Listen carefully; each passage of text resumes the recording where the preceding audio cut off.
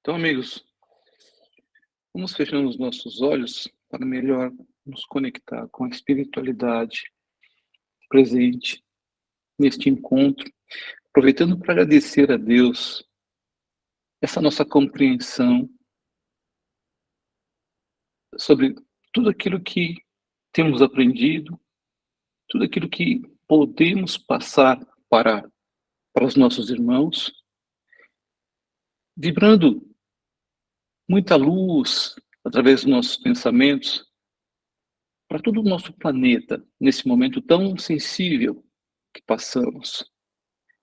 Que possamos agradecer a Deus pela vida, pela nossa oportunidade de estarmos aqui reunidos juntos nesse grupo, buscando o objetivo desse projeto, esse bendito projeto Centro Espírita, que busca a compreensão, transmitir aquilo que nós estamos aprendendo e transmitindo,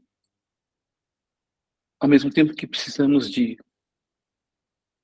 ajuda dos nossos amigos espirituais, dos benfeitores que nos rodeiam, que nos auxiliam, que nos inspiram, para que a gente tenha essa capacidade de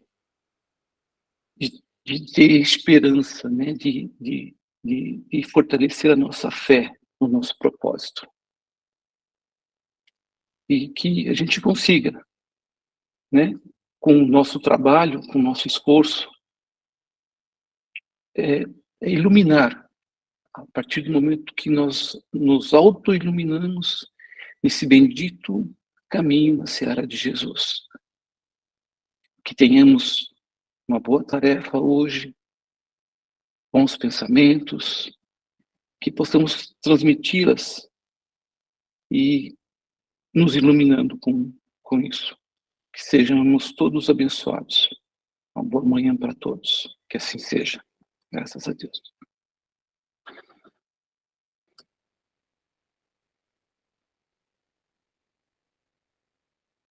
Muito obrigado, Zé Carlos.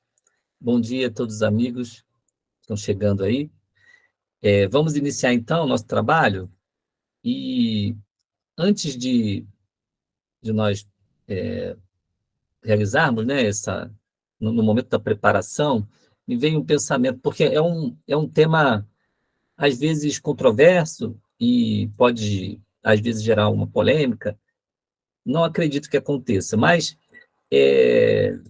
a gente fala que é sempre bom conversar esses temas, né, num clima de união, de amizade, de fraternidade.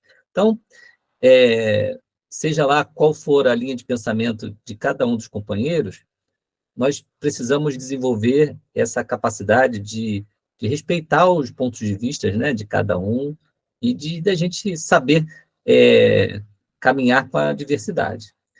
Eu vou apresentar, então, aqui Muito bem. Nós estamos falando hoje de contribuições financeiras no Centro Espírita. Então, vamos lá. Para iniciar, nós pensamos em conversar um pouco sobre o progresso do Centro Espírita, né? da Casa Espírita que a gente está. Como é que ela progride? E essa é uma pergunta que a gente vai depois deixar no estacionamento. Mas vamos aquecendo, né? Aqueles que já tomaram café.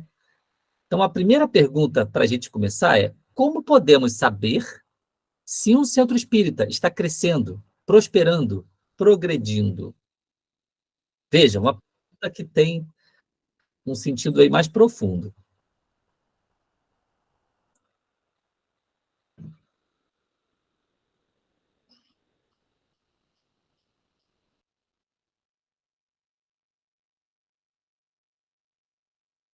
Para responder, Valteno.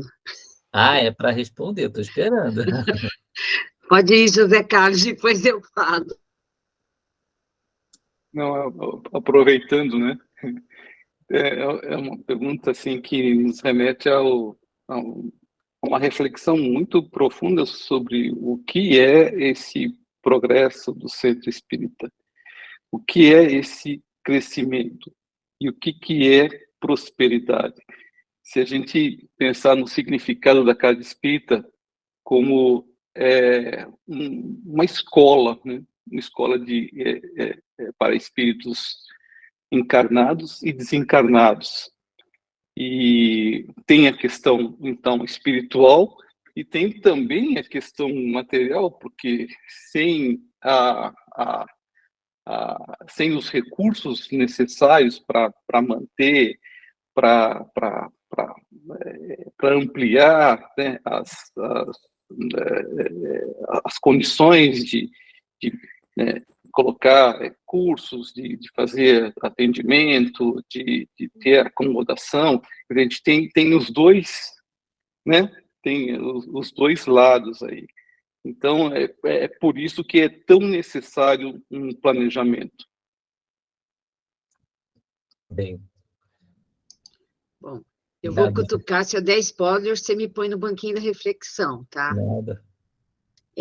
Depende. Depende o que a gente quer. Número, bens físicos, número de assistidos. A meu ver, o que pode fazer um centro espírita crescendo é a união da equipe. Por um motivo muito simples. Quando a equipe está unida, pensando num bem comum, que é o quê? Primeiro, se transformar, né? Porque como é que a gente vai falar de transformação para o outro se a gente não se transforma? Quando a equipe é unida, a espiritualidade nos permite uma conexão maior. E as coisas vão crescendo, que a gente... Um exemplo disso, o projeto Centro Espírita. Começamos com o quê? Com 30 pessoas, Valteno? Acho que nem tinha 30. Era 20, mais ou menos 20. 20, olha o que é hoje, e claro, tem nuances, porque dependendo do assunto vem, mas tem uma equipe formada, e enquanto a gente estiver unido com o mesmo propósito, há um crescimento, uma prosperidade, mas o nosso olhar de prosperidade é diferente do olhar de prosperidade da espiritualidade, então a gente tem que ter um pouco de cuidado com isso, né? Mas equipe unida, a tendência não é, às vezes, que o centro cresça tanto de número, mas a qualidade da divulgação da doutrina, o trabalho de arrimo dos espíritos que chegam, é diferenciado. E, normalmente, equipe unida, a casa não tem problema financeiro. Eu acho que você vai falar nisso mais para frente. Tá ótimo, Adelva. Podia falar à vontade, sim. Muito bom. Quem mais, gente? Eu não sei se essa pergunta foi difícil demais. Cristina, pode falar. Eu vejo assim, quando a gente observa as pessoas que se adentram, né, ao espaço, com uma fisionomia de vai buscar, né, um consolo, vai buscar um tratamento, então ela vem com essa postura. Aí ela passa pelos tratamentos, você já observa a pessoa com um outro olhar, com uma outra disposição. E quando você vê que essa pessoa, além de estar, né, mudando a sua postura, o seu olhar, estar mais animado, ela traz o outro, ela traz algum familiar para também participar, ela traz um amigo. Então, eu vejo que quando as coisas estão dando certo para alguém, ela indica, ela traz as pessoas, né? Então, eu vejo que o olhar para o centro nessa parte espiritual, né, que eu estou falando, é isso, é quando as pessoas se sentem bem e indicam e trazem os outros, né, para também participar, e então isso eu vejo prosperar, crescer. Legal, Cristina, muito bom o seu ponto de vista. Oi, Isabel. Pensando, essa pergunta foi danadinha, né? A gente foi por um canto, mas o Valteno acho que está perguntando outra coisa aí. Não sei. Ele falou, será que a pergunta está difícil? Como a gente pode perceber que o centro espírita está amadurecendo, né? Prosperando, aliás, crescendo, prosperando. Eu acho que é a gente perceber... Desculpa, tem um avião aqui perto. A gente não ouve, fica tranquilo. Você atrapalha você, né? Ai, meu Deus, essa hora eles...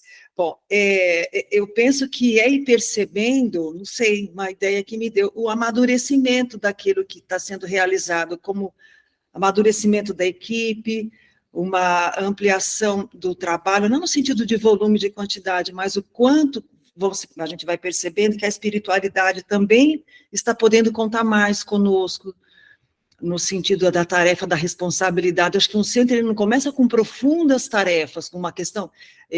a espiritualidade também vai observando, vamos ver essa equipe como vai, vamos ver até onde a gente conta com eles.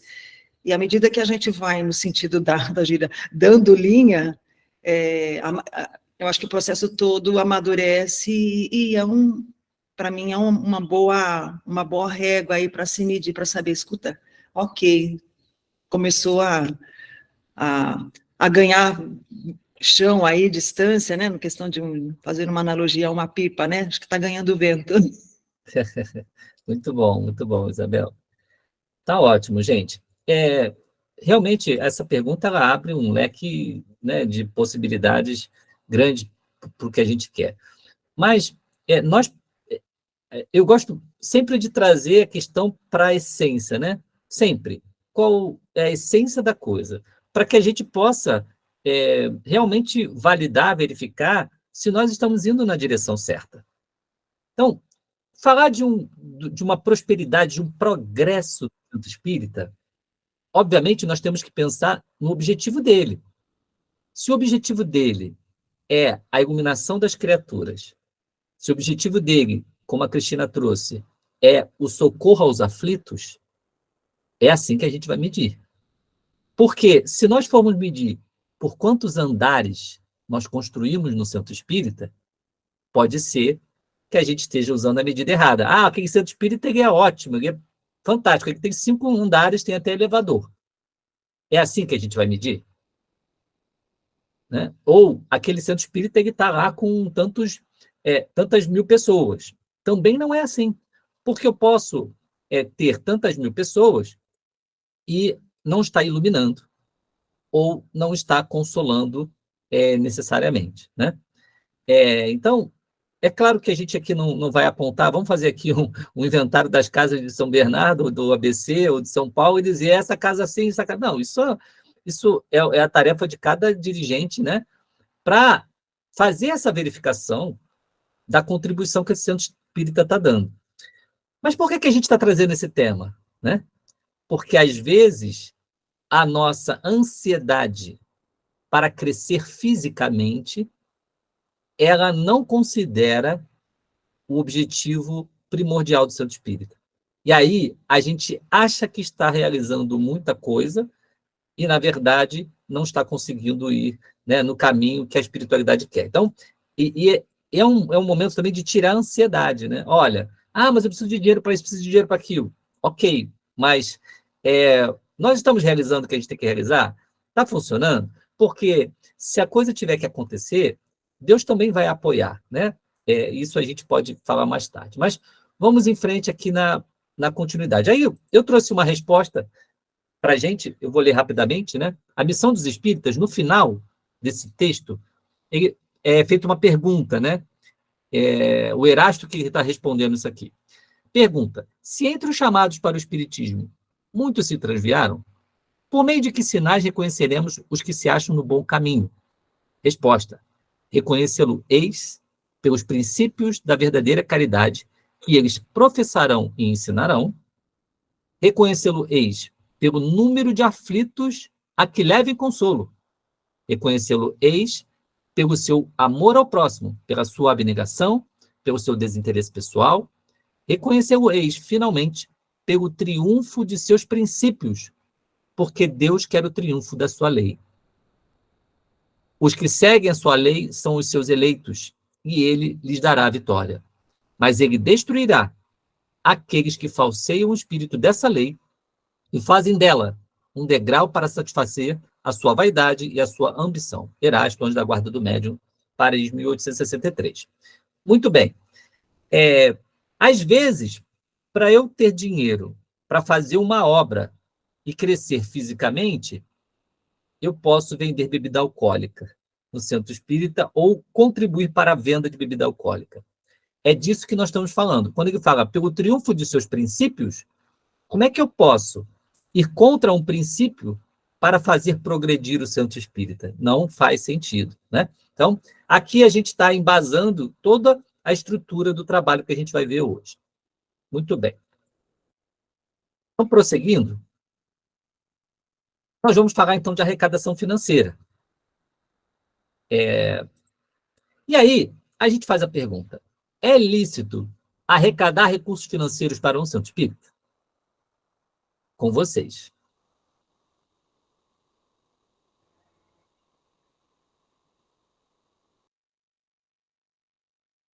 Oi, Cícero, pode falar. Bom dia a todos. É lícito, tranquilamente. Agora, lembrando Paulo, né? Tudo posso, mas nem tudo, né, é conveniente. Obrigado. Obrigado, Cícero. Nem vou me alongar muito. Cícero foi assertivo aqui. É lícito. Maria Cícera, quer falar? Pode falar. Rapidinho, já estou saindo, mas deixa eu dar minha pequena contribuição. É claro que é lícito, porque os espíritos, eles não pagam água, não pagam luz, não pagam aluguel, quando muitas vezes a casa espírita tem. E como a gente vai fazer essas coisas? Muitas vezes, o que os trabalhadores da casa coopera, não dá. Tem que ser feito eventos e fazer esse pedido mesmo. Isso eu acho que é assim. Legal, Maria Cícera, excelente. É exatamente isso. Então, como essa questão, para mim, acho que ela é muito simples e o grupo, de certa forma, deve estar alinhado, eu vou trazer a justificativa dela. Nós estamos trazendo aqui o Centro Espírita de Allan Kardec. Acho que é bom para a gente, né? Sociedade Parisiense de Estudos Espíritas. Então, o artigo 15º dizia assim, para se proverem as despesas da sociedade, os titulares pagarão uma cota anual de 24 francos e os associados livres uma cota de 20 francos. Aí eu não vou continuar a leitura, é só para dizer assim, olha, Kardec fazia isso, tá bom? Então, a gente, com base no codificador, não vai ficar em dúvida, né? Considerações de Kardec sobre a arrecadação de recursos. Aqui tem algumas ideias interessantes. Eu vou pedir para o Eduardo, se puder ajudar, a fazer a leitura para a gente, e se quiser comentar também. Bom dia a todos.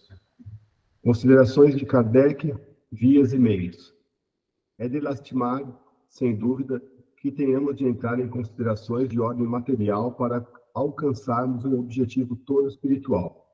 Cumpre, porém, observemos que a espiritualidade, mestra da obra, se prende à questão da humanidade terrena e do seu bem-estar, que já não se trata somente da emissão de algumas ideias filosóficas, mas de fundar alguma coisa de positivo e de durável.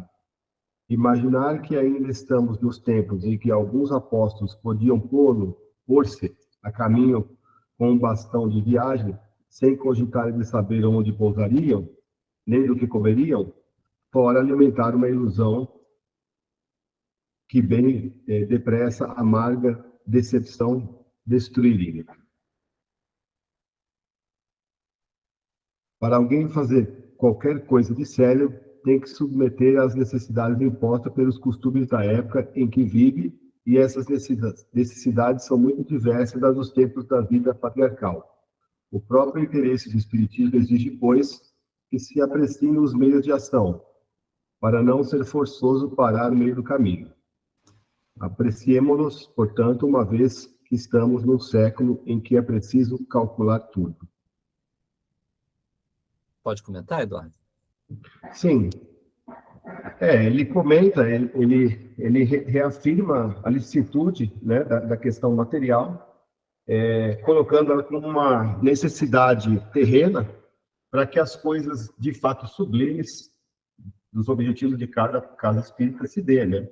E ele faz uma menção ao tempo, lá dos tempos logo depois de Jesus, comparando com a época dele, e a gente já traz isso para hoje, né?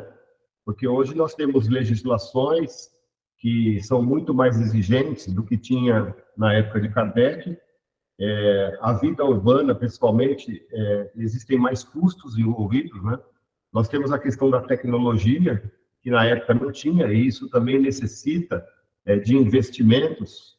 Haja visto que foi feito na pandemia, a questão de poder nos reunirmos online, muitos centros tiveram que, inclusive, adquirir de alguma maneira equipamentos, alguma coisa para poder fazer algo do tipo.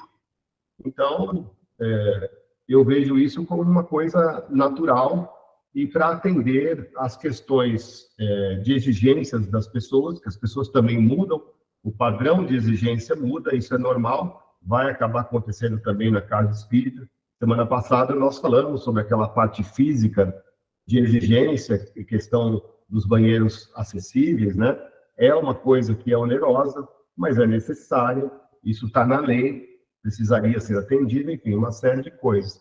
Então, o que ele puxa do tempo dos apóstolos que seguiram o chamado de Jesus, a gente faz hoje uma nova comparação com o tempo de Kardec, que ainda é mais exigente ainda essa parte, né? Obrigado. Legal, Eduardo. Muito bom. Até lembrando, né, da última reunião que você comentou sobre as questões da legislação para as pessoas portadoras de necessidades especiais, as leis são muito rígidas e, né, requerem investimentos, etc., né? Então, muitas coisas aconteceram de diferente. Pode ler mais um, Eduardo, por favor? Ponto essencial na economia de toda administração previdente é que sua existência não dependa de produtos eventuais que possam fazer falta, mas de recursos certos, regulares, de maneira que sua marcha aconteça no que acontecer, não seja embaraçada. Insta, pois, que as pessoas que forem chamadas a lhe prestar concurso não se sintam inquietas pelo futuro que as aguarde. Excelente. Aqui, se quiser comentar, pode comentar. Não, pode ficar à vontade. Ok. Aqui, ele fala de uma economia com uma administração previdente e diz que é preciso ter recursos regulares. É interessante, porque se a gente vai ver aqui na história de Kardec, né, que instituição de caridade que ele criou, tal, porque o pessoal critica um pouco o Brasil por ter feito um espiritismo, né, com muita coisa de caridade, mas Kardec quis fazer um asilo, né, para idosos. Ele tinha esse projeto, ele escreveu que tinha esse projeto. E ele não faz exatamente nessa linha de pensamento aqui. Ele não tinha ainda recursos que conseguiriam manter, porque não era só levantar o prédio, o edifício, e depois para você custear a manutenção disso. Então, é importante isso, porque no momento que a gente faz o nosso planejamento de algum projeto, que a gente entenda como isso vai se manter. E que se nós teremos recursos regulares. Porque o impulso nosso, né, a emoção, o amor de querer fazer, ele é muito bom. Mas a nossa doutrina fala de fé raciocinada, de razão, né? Amor e sentimento e razão. E a gente precisa pensar antes de tomar uma decisão desse tipo. Muitas instituições espíritas passam ou passaram por dificuldades porque esse planejamento financeiro, essa organização não foi feita. E Kardec estimulava isso, tá? Muito bem. Prosseguindo. Oi, Eduardo, pode falar. Me fez lembrar aqui um texto grande que eu li sobre Madre Teresa, que quando ela estava fazendo aquelas coisas que ela fazia, principalmente no atendimento a pessoas que tinham enfermidades altamente contagiosas e eram literalmente abandonadas, ela foi muito criticada pela mídia internacional, por vários segmentos da sociedade do mundo todo, por prestar socorro sem condições salutares. Ou seja, não é fácil fazer caridade, né? Com tudo aquilo que ela se dispunha a fazer, inclusive correndo um risco físico, né, de saúde, com todo o coração, com toda a vontade, sem auxílio das pessoas, o lugar era muito ruim, né, nesse sentido, e não tinha apoio, porque o pessoal hindu não ajudava ela, que tinha uma ordem cristã. ela encontrou muita dificuldade e foi muito criticada, justamente por não ter as condições mínimas até de higiene, e deve ter sofrido muito com essa crítica toda, né? Então, não é fácil fazer caridade quando você não dispõe de um mínimo, que é que eu acho que o texto aqui fala de uma questão mínima, né? Eu tenho certeza, eu me arrisco a dizer, me atrevo a dizer, que se hoje uma mulher como Madre Teresa quisesse fazer hoje, nos dias de hoje, com todos os veículos de comunicação, com toda a divulgação em tempo real que se faz das coisas, eu duvido que ela conseguiria fazer na mesma monta o que ela fez naquela época, né? Provavelmente impediriam por essas questões que a gente falou agora há pouco sobre as exigências de hoje perto das exigências do passado. Obrigado. Dependendo da sociedade em que ela viver, né, com as leis mais duras, sim, né? Ao mesmo tempo, é uma coisa contraditória, né? Lá na Índia, as pessoas jogavam no lixo as pessoas que já estavam quase morrendo, não estavam mortas ainda, né? Jogavam no lixo as pessoas. Não sei se isso ainda acontece. Então, dentro daquelas condições catastróficas, né? Qualquer casinha de madeira, mesmo sem condições higiênicas, seria muito melhor que o lixo, né? Então, é uma questão mesmo de bom senso nessas situações, né? Oi, Leila, tudo bem? Pode falar. Muito bom dia, tá excelente esse assunto, porque ele é muito importante, não é? Eu acredito que devemos ter a lei da transparência, colocar os nossos gastos, o que a diretoria está fazendo, quanto custa por dia abrir um centro, tem um custo diário disso, quanto custa para eu abrir meu centro todo dia, na parte elétrica, e na parte de saneamento, água, existe um projeto, eu até levei isso lá para a federação e deu certo, se paga 50% só da água quando a entidade é assistencial, não é? E você estava dizendo que não sabe se ainda jogam pessoas na rua. Essa semana, nos Estados Unidos, um hospital colocou pacientes na rua, não sei se alguém viu, porque não tinha plano de saúde e não estava pagando as contas. Foi colocado o paciente literalmente na calçada, jogado, deitado, porque não estava pagando as contas. Então, continuam jogando, sim, irmãos na rua, no país capitalista. Incrível isso, né? E aí não tem uma lei que cuide disso, né? Muito, muito esquisito. Muito bem. Então, agora, nós vamos falar da arrecadação de recursos no Centro Espírita e vamos perguntar quais são as formas que as casas espíritas utilizam para arrecadar recursos financeiros. Está bem aberto, né? Quais são as formas que as casas utilizam? Acho que décadas atrás, a noite da pizza, a entrega de pizzas, né? A campanha da pizza foi assim, acho que agora menos, né? Lanchonete dentro da própria casa. Tudo bem, Isabel, noite da pizza, lanchonete na casa. O que mais, gente? Aí a Delva levantou a mão, pode falar. Então, e foi durante muito tempo dessa forma. Hoje em dia, é uma coisa bem pessoal minha, uma ideia bem pessoal minha, tá? As casas espíritas que fecharam durante a pandemia no ABC, a grande maioria, a Deusia até comentou e fechou mesmo, só houve um caso muito inteligente aqui perto do GEDEM, que duas casas se uniram. Elas estavam com problema financeiro para manter a casa, elas se uniram. Olha que coisa mais linda.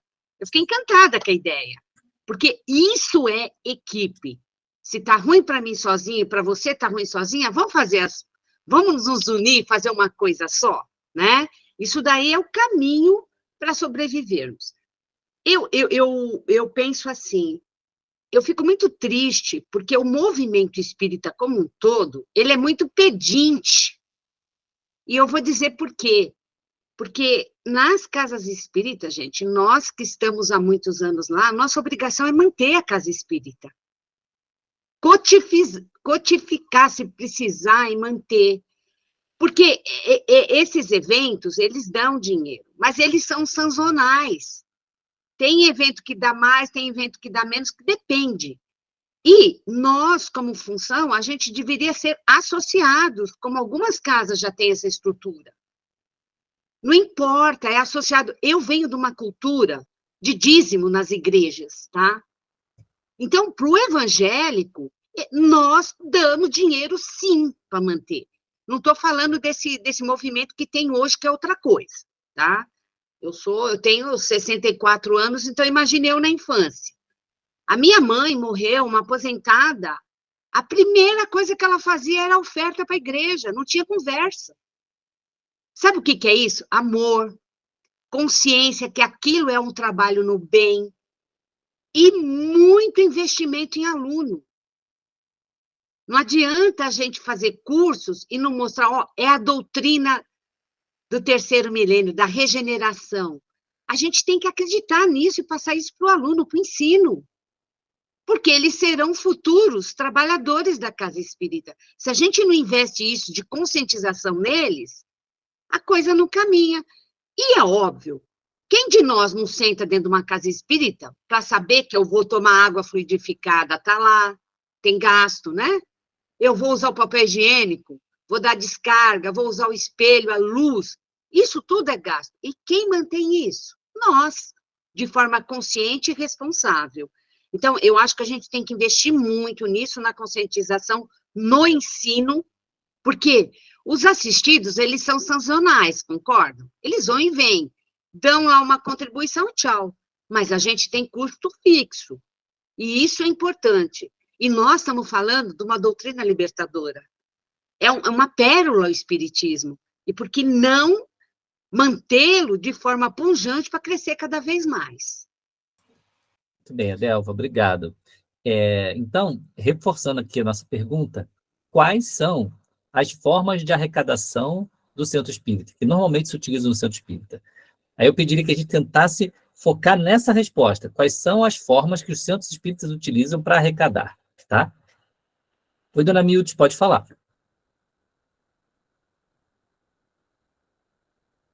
Está fechado o som, dona Mildes. Gostei da colocação da Delva. Realmente, no Estatuto da Casa Espírita, tem que estar definido as condições do associado efetivo e o associado contribuinte. O associado efetivo é aquele que, junto à diretoria, abraçou a responsabilidade de buscar meios para a manutenção da entidade, meios dentro dos objetivos traçados, lembrando que o Evangelho de Jesus nos ensina, e a espiritualidade também, mãos unidas, soluções encontradas. E olha, nunca eu fico muito feliz. As nossas entidades ficou devendo um tostão para alguém, porque o amor sempre fez a diferença, a união.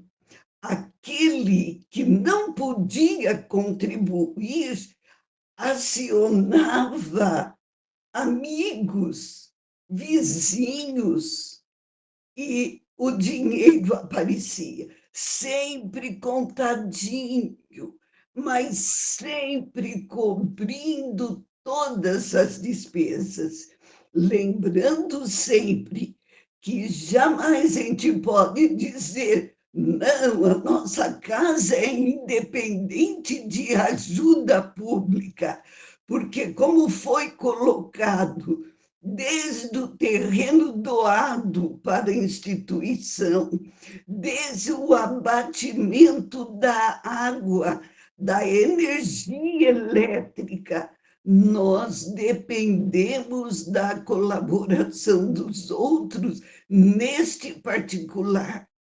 E outra coisa, as instituições que têm falta de orientação, há um curso especial para gerenciamento de instituição em São Paulo. E nesse curso, eles provam que nenhuma entidade pode dizer que não depende do apoio público. Hoje, até os que estão na nota fiscal paulista e que têm ajudado demais as instituições. Daí a importância de entender que o grupo tem que partir para a responsabilidade conjunta no atendimento das leis para manter a integridade de uma associação responsável, cumpridora dos seus deveres em todos os aspectos, para que a espiritualidade maior possa ali estar presente. Muito bom, dona Milton. Obrigado. Ô, Walter, não, eu vou furar a fila, mas já vou fazer um convite diante do que a dona Milton falou. A USE São Paulo, a partir da semana que vem, todo sábado, das 8h30 ao meio-dia, vai fazer um curso de gestão de casas espíritas. Eu acho que é importantíssimo, quem tem interesse, mesmo não sendo líder, fazer o curso para ajudar o líder da casa.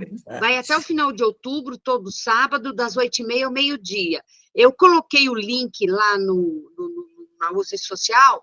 Você me permite, Walter, eu posso colocar no projeto Centro Espírita, que eu acho que é um curso importantíssimo para fazer. Muito bom, Adelva, muito bem lembrado. Obrigado. E agora é o Vladimir. Pode falar, Vladimir. Bom dia. Dentre algumas sugestões que eu vi, né, a Milton mesmo comentou que, estatutariamente, você tem os sócios, os mantenedores e outros mais, né? Mas o fato de você ter isso no estatuto e a contribuição efetiva há uma distância muito grande. Uma coisa que ninguém citou como forma de arrecadação, que as casas espíritas normalmente têm, é a venda de livros, né? Venda de livros. E dentre os presentes aqui, eu tenho o Roberto que eu estou vendo aqui, muitas casas espíritas fazem eventos, né? Para poder arrecadar, ou Noite da Pizza, ou coisa parecida. Tem um bazar, existem várias formas de arrecadar recursos para que se possa mantê-las, né? E depois vem a casa espírita faz uma Noite da Pizza, vende bebida alcoólica, não vende? O problema não é a bebida alcoólica, né? Mas como é que a casa espírita vai se manter se não existem os colaboradores? Não adianta ter o estatuto, tudo bem, é importante ter o estatuto, ter um curso para que possam saber dirigir a casa espírita, sim. Muitas casas espíritas têm bons dirigentes, né? E um fundamento importante para que possa arrecadar, mas na prática não é bem assim. Muitas pessoas que podem, como lá na Sociedade Parisiense de Estudos Espíritas, que o Valteno citou, né? Está lá, né? Que pagava tantos francos por ano, se saísse podia receber uma parte de volta. Então, é uma realidade. As casas espíritas precisam ter recursos. Vou dizer mais, a Isabel, que está aí presente, ela pode falar como é a dificuldade de manter o Correio Fraterno, né? Como é que se sustenta um jornal. É a mesma coisa. Como sustenta o jornal, como sustenta uma casa espírita, se não forem os colaboradores. E alguns eventos, eu acredito que alguns eventos, não tem nada demais que a casa realize. Precisa fazer, porque senão não tem como subsistir, né? Não tem milagre. Administrar é importante, o curso que a Delva citou é importante, mas eu conheço muitas casas que têm bons dirigentes, né? E tem até alguns mantenedores que, de repente, ficam até sem condição de manter. É o aluguel, é a luz, é a água, é material de higiene, material de limpeza, IPTU, uma série de coisas. É realmente um enigma grande, mas claro que o ideal seria que os seus, né, não os frequentadores, mas que os seus dirigentes pudessem manter as despesas da casa, mas nem sempre é possível. Aí fica um enigma para todos nós, né?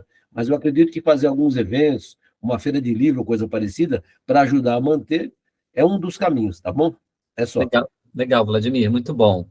Nós vamos discutir de possibilidades reais e casos que funcionaram para conseguir equacionar essas questões, viu, gente? Vamos trazer a Sandra aqui e aí a gente vai pegar a palavra. Ok, bom dia a todos. Então, eu vou falar da minha casa, tá? Porque é a que a gente enfrenta lá. Durante a pandemia, a gente teve muitos problemas, mas conseguimos, tá, equilibrar as contas. Nós temos os associados, e a dificuldade maior foi porque as pessoas nem sabiam como fazer o pagamento, para você ter uma ideia, porque todas faziam na casa. E aí, nossa, foi bem difícil, mas hoje todos praticamente fazem o pagamento diretamente aí pelo Pix, etc. Mas além dos associados, que não são muitos, tá? Nós temos um número de tarefeiros pequeno, que não chega, deve ter uns 40. Dos 40, uns 30 são associados, então a gente fica dependendo do quê? Do bazar, tá? Que é uma das nossas fontes de renda, o que é vendido na recepção, como água, bolo que a gente recebe de doação, às vezes o tarefeiro traz e aí a gente vende. Os livros que nós vendemos são todos livros doados, nós não temos mais condição de comprar livros novos para vender, né? Eventualmente a gente tem uma lista ali de encomendas, então a gente vende livros usados a preços bem menores, né? E essa é a nossa fonte de renda. As doações que são feitas eventualmente para casa. E, assim, agora, por exemplo, que nós estamos tentando juntar um recurso para... nós vamos precisar mudar do local onde nós estamos há 26 anos, que é alugado, e que a nossa poupança é muito pequena. Então, nós estamos tentando, já tem quase um ano, através de rifas, que é o nosso recurso, porque nós não temos um local para fazer noite de pizza, etc. Tudo isso a gente teria que ter um número de tarefeiros maior, recursos até mesmo para dispor de locais, né, e para conseguir fazer isso. Então, nós estamos só fazendo rifas, que é o que a gente tem, e tentando encontrar uma maneira, e é por isso que eu acho que hoje vai ser muito, muito proveitosa essa reunião, maneiras que nos tragam, né, formas de ter um recurso, assim, com o que a gente tem hoje, né? Com os tarefeiros que nós temos, com as condições que nós temos. E essa é a nossa dificuldade maior hoje. Obrigada. Tá. Leila, eu ia pegar a palavra, vou passar para você, mas vai ser bem brevezinha para a gente caminhar, tá bom? Tudo bem. Na década de 90, não é, o que sustentava a federação era a venda de livros. Mas hoje, com esses livros usados, tudo mais, o que está sustentando mais a federação, eu creio que é o café e o bazar. Então, essa parte de café, salgados, água, sabe, está dando uma fonte de renda bastante interessante. Obrigada. Obrigado, Leila. Muito bem, gente. Agora, nós vamos trazer, prosseguindo, né? Primeiro, um contraponto em relação a essas questões, né, das formas de arrecadação diversas do movimento espírita. E aqui, nós, mais uma vez, né, nós vamos recolher da reunião o que a gente achar que é válido, que é útil, né?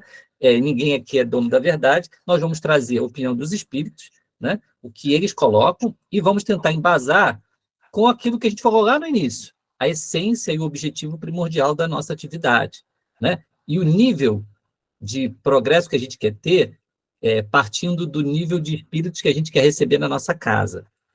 Então, o contraponto em relação a isso, né? A gente vai falar sobre as consequências que contrastam com os objetivos. Eu estou trazendo aqui uma mensagem do livro Dramas da Obsessão, do Bezerra de Menezes, psicografia de Ivone do Amaral Pereira, né? Editora FEB. Então, o Bezerra, ele faz uma pausa no livro para falar sobre a importância da ambiência no centro espírita, para que os atendimentos sejam feitos assim com mais eficácia, por causa dos fluidos, que são sutis. Então, diz assim: daí porque a espiritualidade esclarecida recomenda aos adeptos da grande doutrina o máximo respeito nas assembleias espíritas, onde jamais deverão penetrar a frivolidade e a inconsequência, a maledicência e a intriga, o mercantilismo e o mundanismo, o ruído e as atitudes menos graves, né? Dentro, por exemplo, de mercantilismo e mundanismo, nós temos aí um mundo de coisas, né, gente? Mercantilismo é venda. E a gente lembra de Jesus no templo. Acho que é a única vez que a gente vê Jesus muito bravo, né? É a hora que ele vai e pega aquelas barracas e faz aquela coisa toda lá, porque estavam usando essa relação espiritual das pessoas com Deus para vender e conseguir lucro. Não é isso que nós estamos fazendo na Casa Espírita. Mas existe um fundamento em relação à questão do mercantilismo, né? Eu me lembro de uma vez ir para uma casa espírita que estava vendendo pizza na porta, no mesmo momento que a gente entrava para receber a palestra, e eu não sou lá um médium de possibilidades, né? Eu sou mais intuitivo. Mas naquele momento, o contraste vibratório foi tão grande na entrada, ver aquelas pessoas vestidas de qualquer jeito para comprar pizza, numa fila, e ver a casa espírita funcionando no outro lado, no mesmo local, foi uma coisa muito impactante para mim, né? E vibratoriamente eu fico imaginando como é que aqueles fluidos sutis, é porque essa mensagem aqui está incompleta. Se a gente pegar a mensagem completa, o Bezerra ele enaltece muito a pureza dos fluidos. Como é que a gente vai poder ajudar a curar, ou ajudar a inspirar as pessoas, a acalmar a alma das pessoas, com fluidos que são contrastantes, né, com essa pureza que a gente está falando? O ruído e as atitudes menos graves, quer dizer, aí ele vai falando, ele explica por que isso é um problema, visto que estas são manifestações inferiores do caráter e da inconsequência humana, cujo magnetismo, quer dizer, a atração dos fluidos, para tais assembleias e, portanto, para a agremiação que tais coisas permite, atrairá bando de entidades hostis e malfeitoras do invisível. Bom, nós fizemos no dia 17 de junho uma reunião sobre isso, dos arquitetos espirituais, de tudo que eles trabalham, daquela reserva de fluidos, né? Então, hoje, nós estamos trazendo mais ou menos o final da história, né? Sem muito embasamento no capítulo 14 da Gênesis e tal. Mas nós já fizemos esse embasamento em outro momento. Aí ele prossegue. Um centro espírita onde as vibrações dos seus frequentadores encarnados ou desencarnados irradiem de mentes respeitosas, de corações fervorosos, de aspirações elevadas, onde a palavra emitida jamais se desloque para futilidades e depreciações. Eu me lembro, num desses eventos, né, de alimentação na casa espírita, uma pessoa contar uma piada obscena. Eu imagino que as pessoas que a gente convida para uma casa espírita, nem todas são espíritas, elas vão lá porque tem um interesse naquele, vamos lá para o almoço beneficente, não sei o quê. E aí, o que se conversa no almoço? A mesma coisa que a gente conversa no restaurante, os mesmos hábitos, né? Onde, em vez do gargalhar divertido, se pratique a prece. Em vez do estrépito de aclamações ou louvores indébitos. Opa, aconteceu alguma coisa? Alguém projetou algo aqui, né? Eu vou ter que projetar de novo.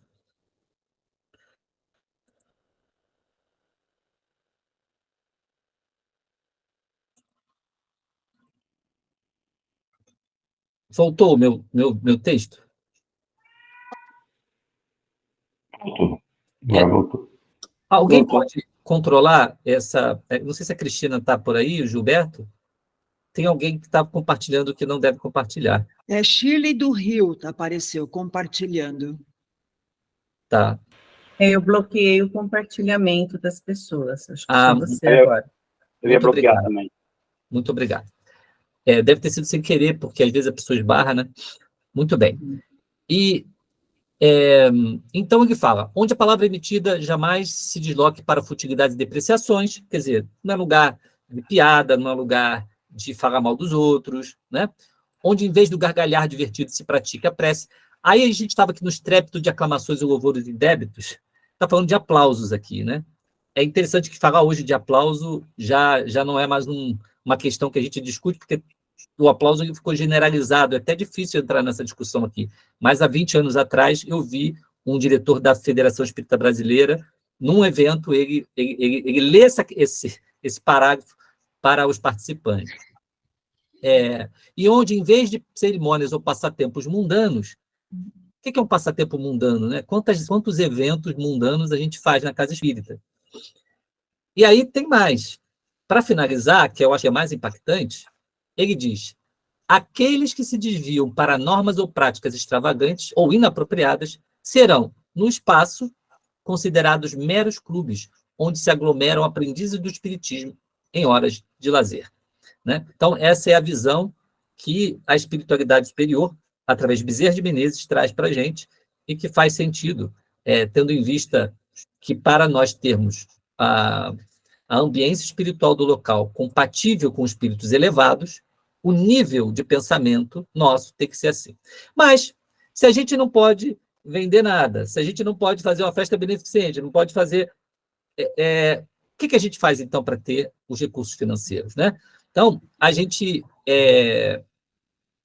vai entrar agora falando um pouco sobre a forma ideal, né? E a forma ideal já foi falada aqui, que é a contribuição, e é uma contribuição consciente das pessoas.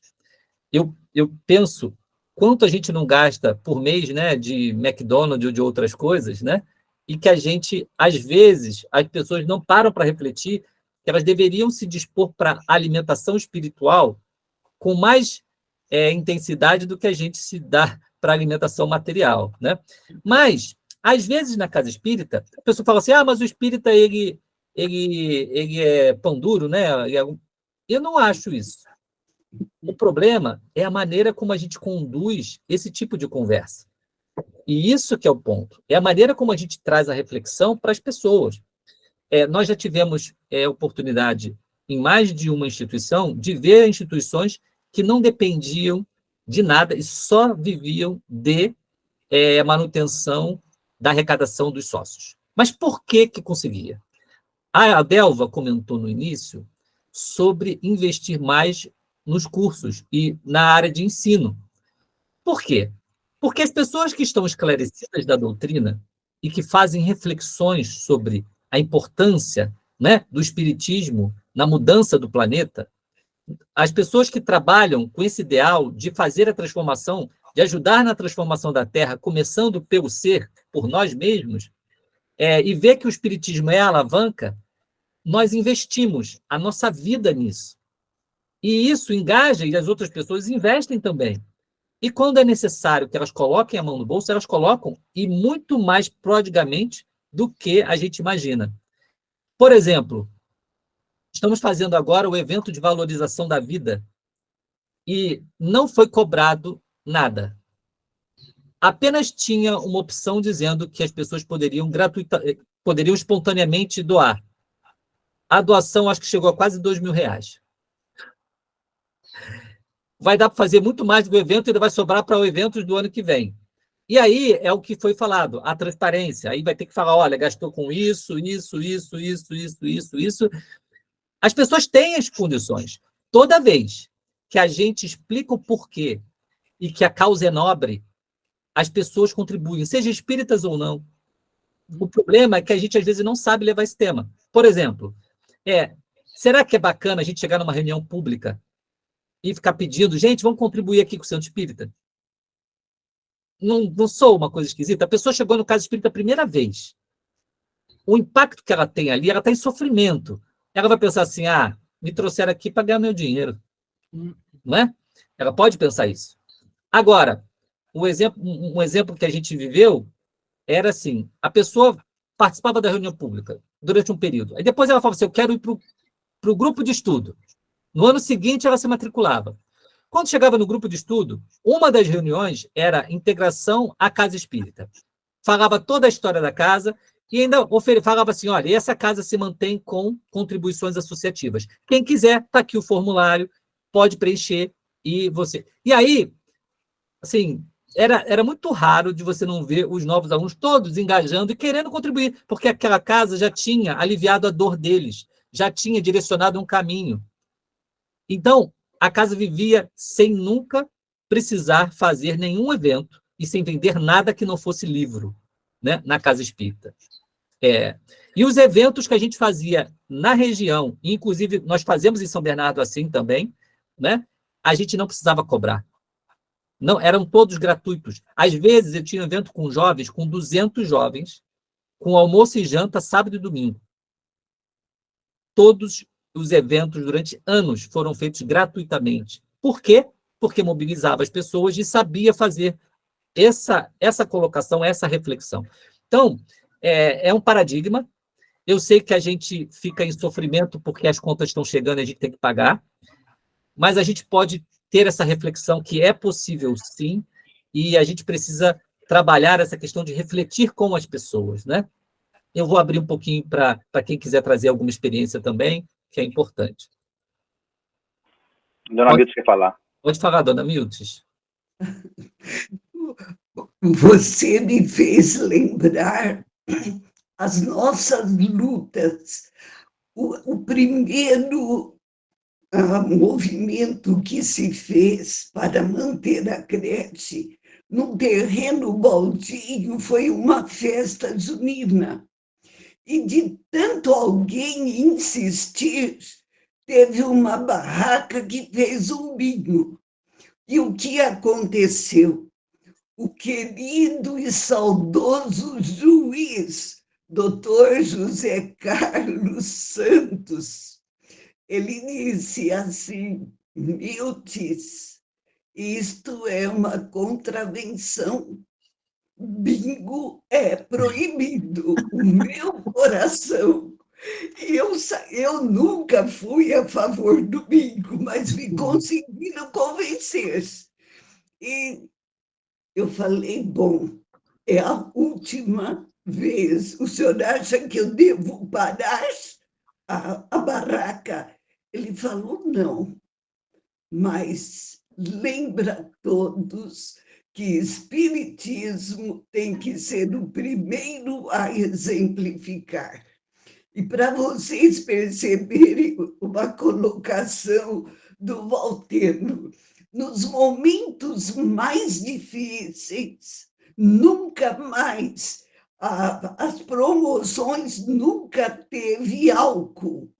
O que então era cristão, a receita deliciosa. E uma vez que estava numa dificuldade enorme, no começo, que ainda não tínhamos o mercado, porque o mercado passou a garantir a instituição. E sabe o que acontecia? Quando eu corria em todo o centro. Quando eu sentava na cadeira para dirigir a reunião, na minha cadeira tinha um embrulhinho. Era dinheiro. Não tinha nome.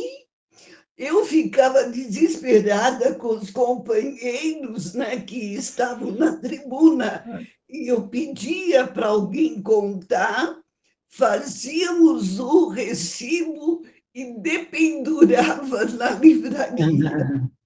Vocês não imaginam o desespero.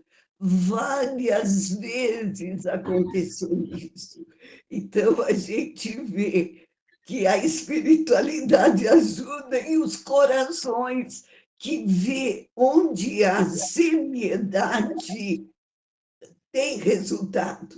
As festas que fizemos sempre, todo mundo fazia os salgados, doava, e o que sobrava, todo mundo acabava comprando e levando para casa para dividir com os vizinhos.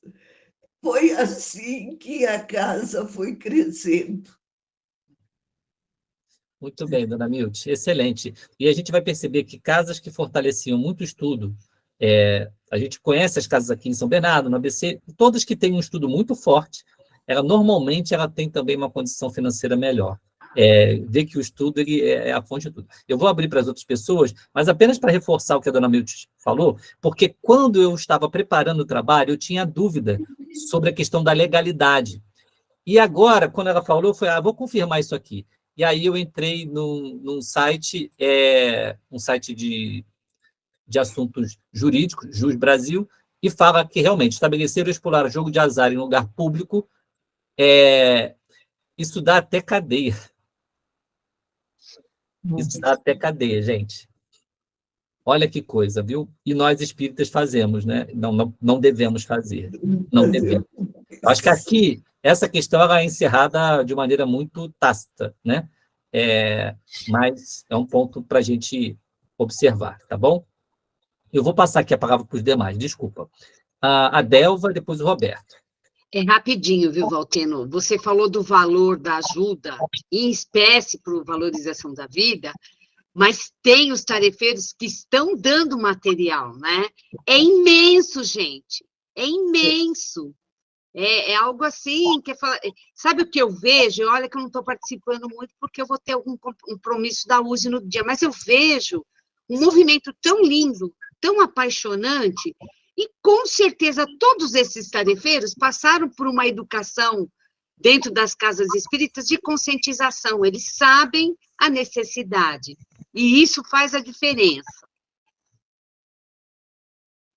Isso aí, obrigada, Delva. Roberto, pode falar.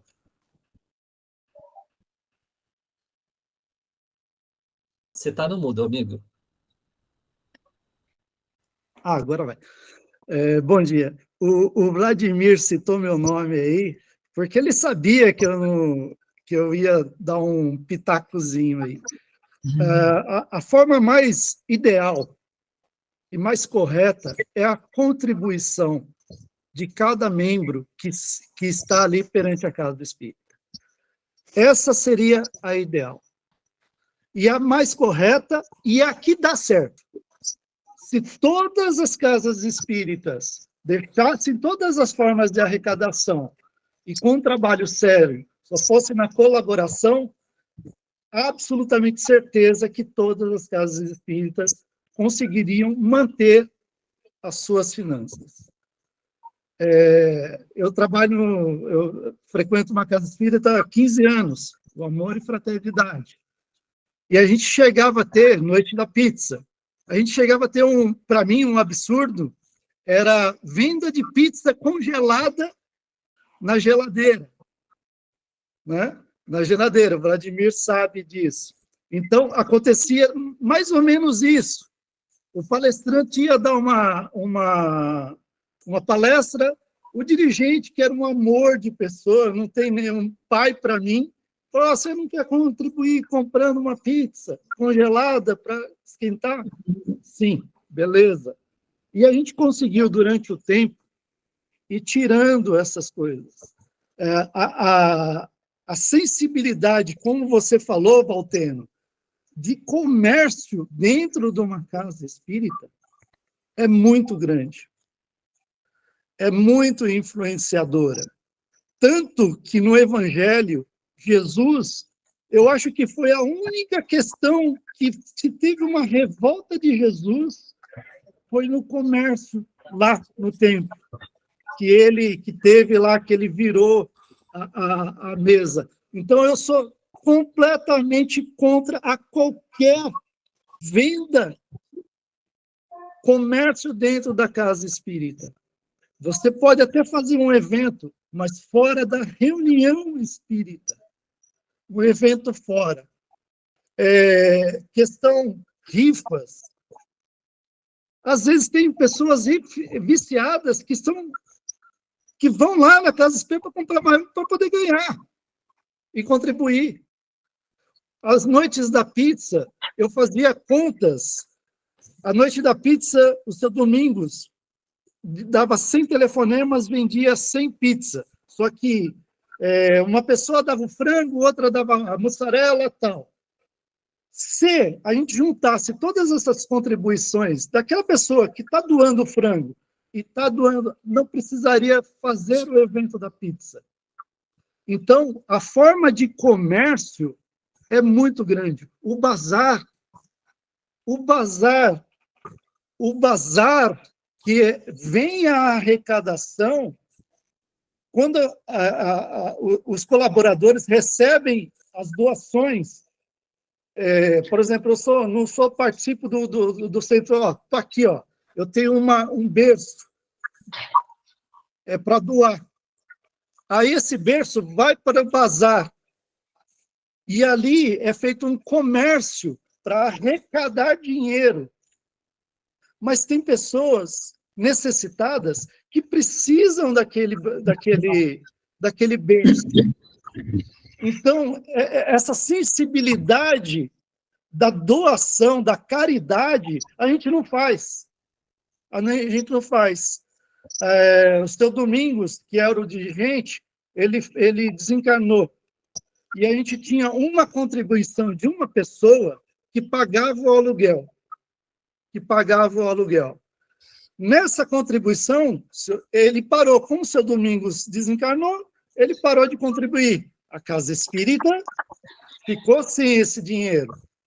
Mas o que a gente fez? Contribuiu com os frequentadores. E a gente está numa Casa Espírita séria, contribuindo e fazendo os caminhos.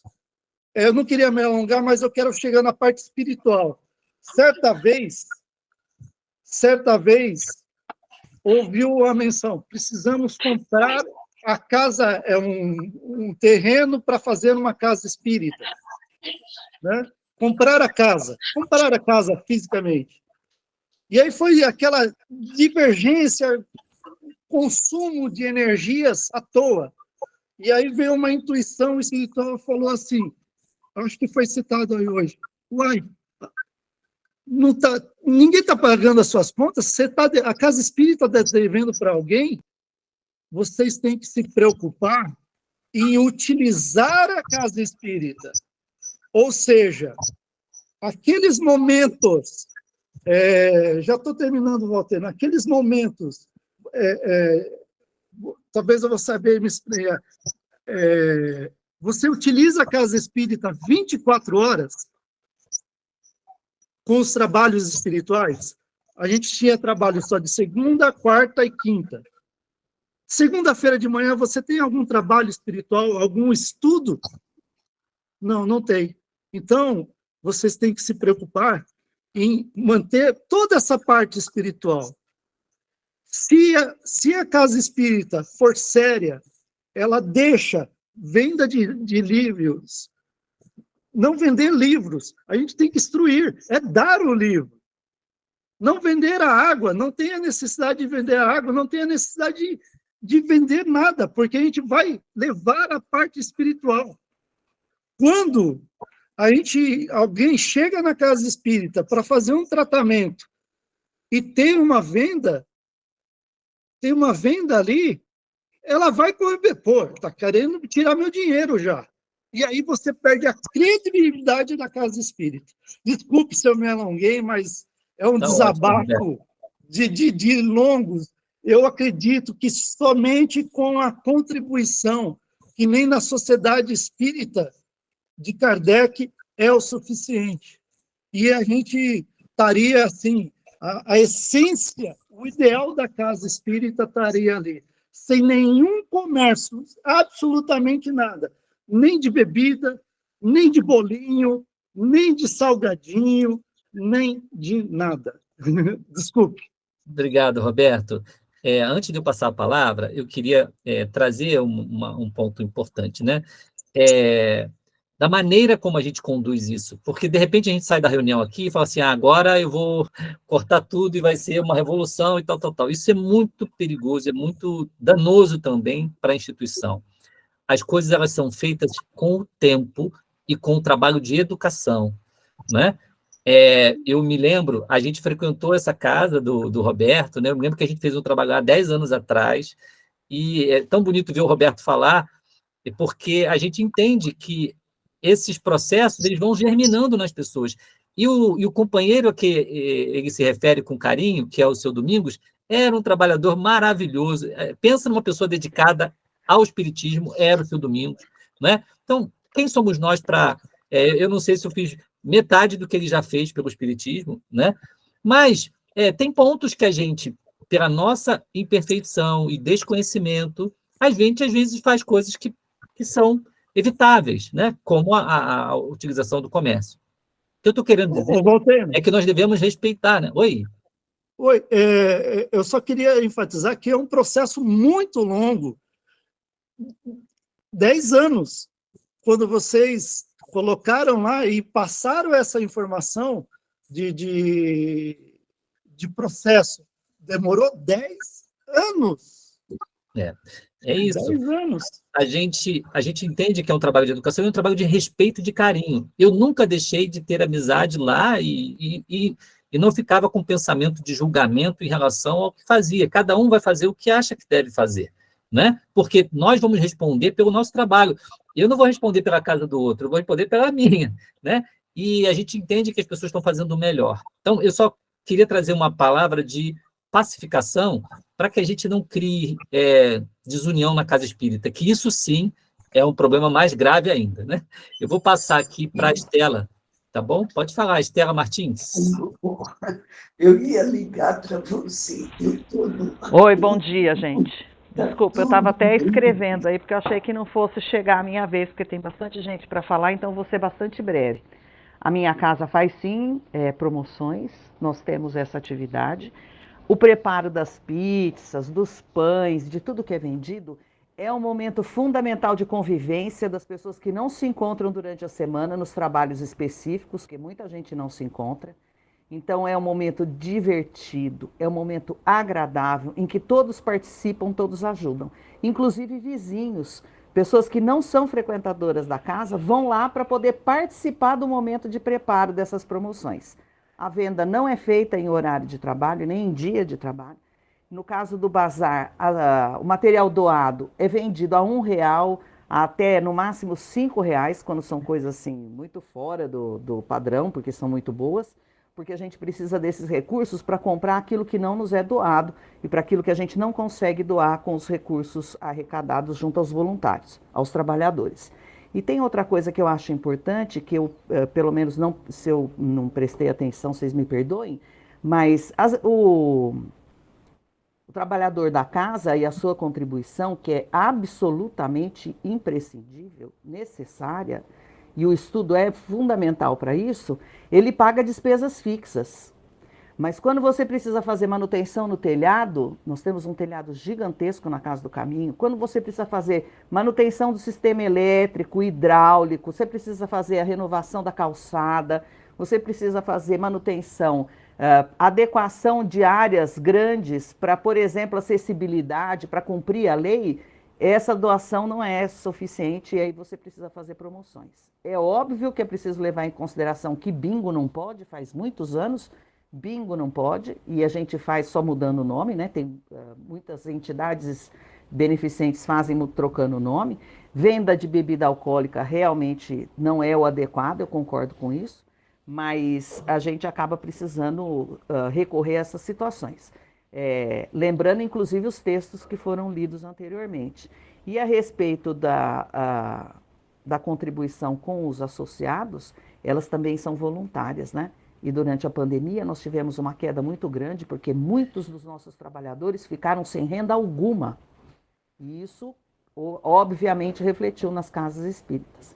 É isso. Obrigada, bom dia. Mas essa reflexão é importantésima, hein? Só quero dizer que é fundamental e é dificílimo discutir isso em casa espírita. Sim, muito bom, Estela. Gostei muito da sua contribuição. A gente viu uma situação uma vez, gente, de uma entidade que cuidava de idosos e não tinha recurso mais para cuidar dos idosos.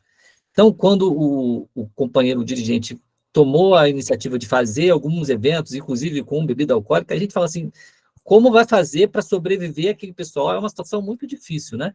Então, a gente deve ter um pensamento realmente bom em relação aos trabalhos que estão sendo feitos e não entrar com condenação e julgamento das coisas, né? Porque o que não está se fazendo para manter uma instituição, um abrigo de idosos, por exemplo?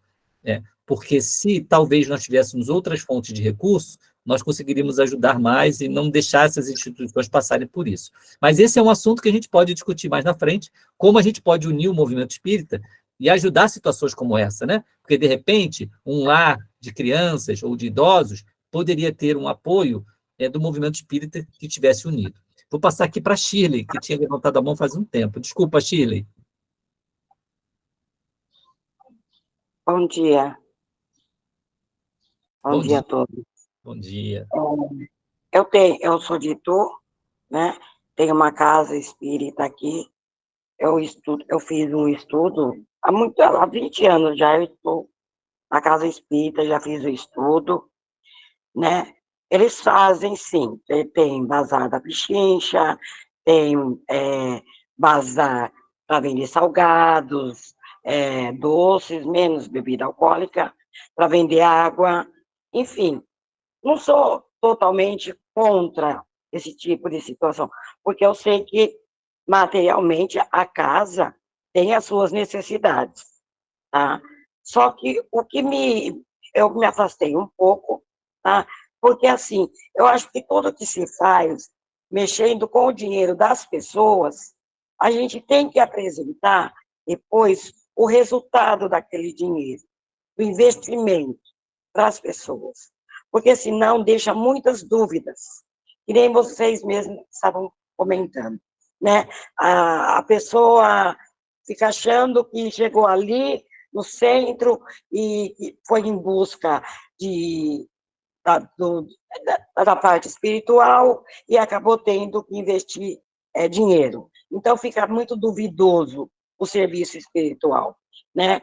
Então, eu acho assim, na minha opinião, tem que haver, mas também tem que haver mostrar. Eu gastei o dinheiro com isso, com aquilo, o dinheiro que vocês gastaram no Bazar da Pichincha. Cestas básicas são dadas para algumas pessoas lá.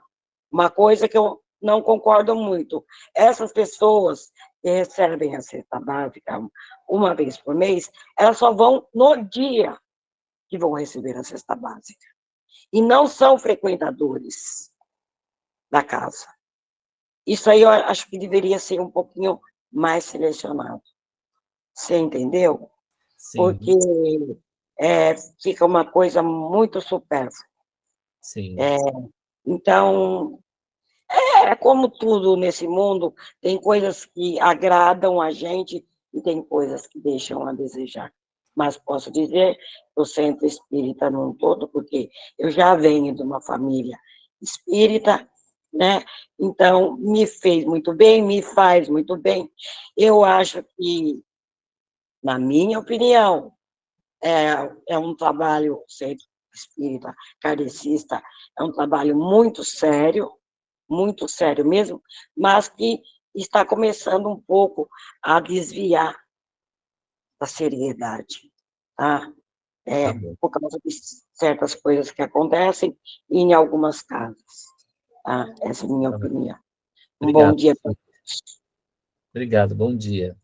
Pontos importantes que você trouxe sobre transparência, muito bom. Vou passar aqui para a Beth. Pode falar, Beth. Eu vou passar uma experiência, né, que eu tive, que eu estou tendo. Nós temos um grupo de pessoas que gostam de fazer artesanato, costura e aí por vai. E nós fazemos muitas coisas. Aí eu passei a vender fora do centro, né?